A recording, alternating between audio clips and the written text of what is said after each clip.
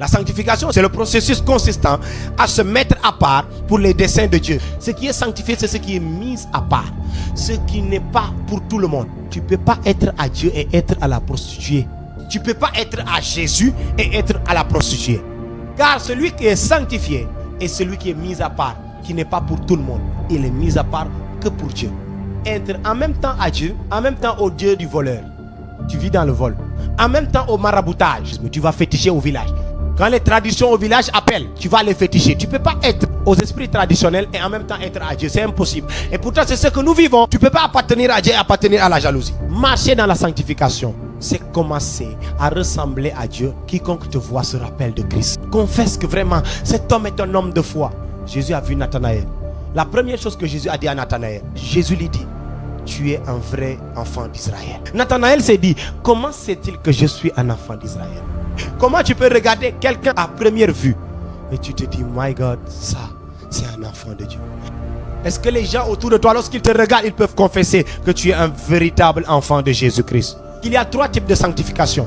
La première type de sanctification, c'est la sanctification positionnelle. La sanctification positionnelle est l'acte d'être déclaré juste par Dieu, par la foi en Jésus-Christ. Cela se produit au moment de la conversion, lorsqu'une personne accepte Jésus comme son Seigneur et Sauveur.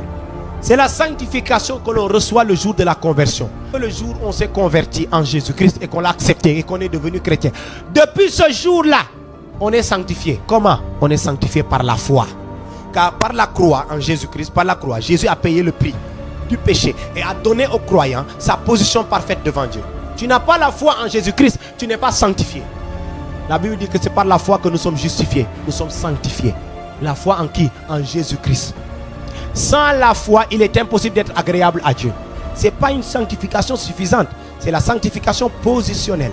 Pour pouvoir préserver, garder le salut que tu as reçu à la conversion. Numéro 2, c'est la sanctification expérientielle.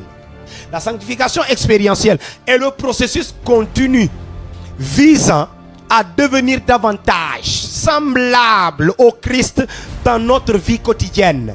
Nous visons à devenir semblables à Christ au jour le jour. Cela implique la puissance aussi du Saint-Esprit agissant en nous pour surmonter la présence du péché et grandir en spiritualité.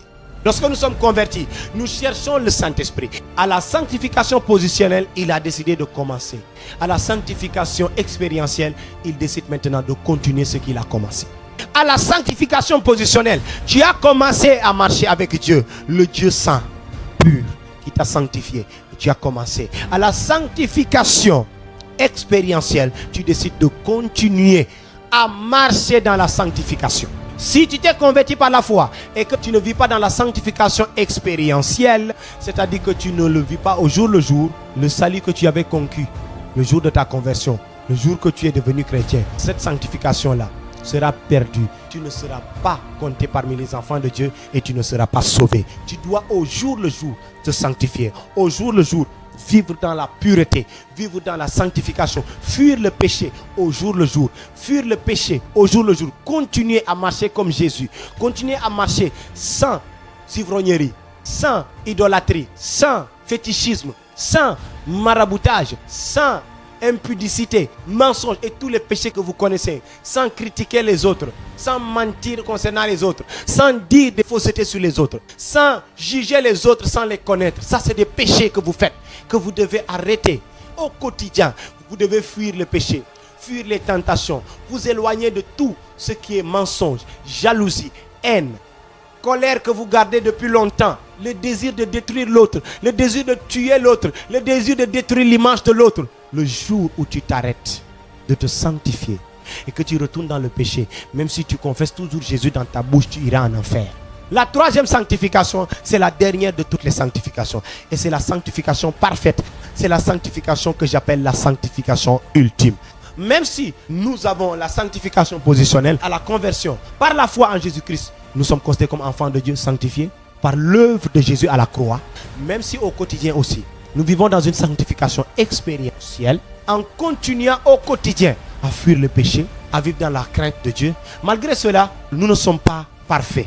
C'est à cause de cette imperfection que nous ne pouvons pas dire que nous n'avons pas de péché. Alors, la sanctification ultime, nous ne pouvons pas le vivre actuellement pendant que nous sommes en vie. C'est une sanctification qu'on ne peut vivre qu'après la mort.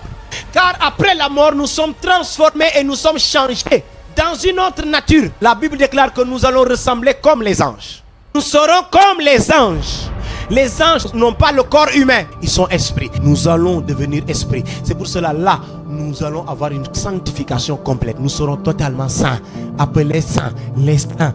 À notre mort, nous vivrons la sanctification ultime. Nous allons être transformés à l'état saint. Nous serons saints comme il est saint, en chantant le nom de celui qui est saint. Alors la sanctification ultime, c'est là où Dieu va glorifier les croyants, ceux qui sont sauvés, lorsqu'ils seront ressuscités dans la vie après la mort et transformés en des êtres parfaits. C'est à ce moment que les croyants sont pleinement délivrés de la présence du péché. Dans un monde couvert de ténèbres, une lumière a jailli.